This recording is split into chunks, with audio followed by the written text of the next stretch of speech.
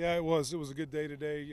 Had some missed assignments, typical. What was good yesterday, we were able to get a walkthrough in before and get our rules and assignments down. And that's the big thing on offensive line. We want to have our assignments down so we can come off the football with confidence. And we were able to get that in the morning. And then we got cut short yesterday, but it's a big deal to have that walkthrough. I thought the energy today was not as good as it's been at times, but it was a mediocre. Had a couple guys out with injuries, but overall, a good day. If you would talk a little bit about tomorrow, Thursday, the first day with full pads of fall camp. If you could just kind of talk about the mindset and the eagerness of the guys to go in there all out. Well, first of all, we got a lot of competition on the O-line. Last year, we ended with had a rough year with injuries, and we have a lot of guys coming back from last year that were coming back from surgeries, plus the guys that had to play. So there's a lot of competition, and tomorrow is where we make our money on offensive line, short yardage goal line, where the spotlight's on us. So our post practice talk was come out with a chip on your shoulder tomorrow. It's time to make our money. So I expect our attitudes and our eagerness to get out here tomorrow will be really high. I want to talk about some guys there that you have on the offensive line. A couple guys in particular, like you mentioned about injuries last year, recovering from that, coming out and looking to have strong years this year. Two in particular, Jones and Cooper Williams. If you could just kind of talk about their recovery and how they responded and going out this fall.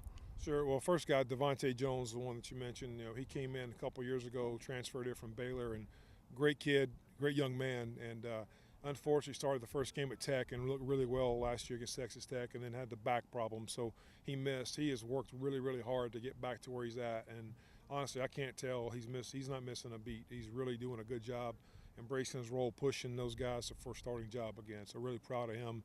And then Cooper Williams, same thing. Really tough-minded kid from a great high school program.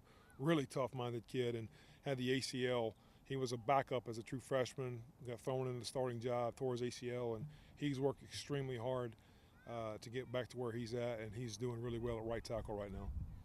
You've got four starters that return this year. I assume you're looking for big years from Josh Keith, obviously an All-Southland honoree last year, Travis Locke, and Shane Roberson and A.J. Brown. Kind of the two of those guys, seniors, and Roberson and Keith, kind of the leaders of this group, if you would just talk about them.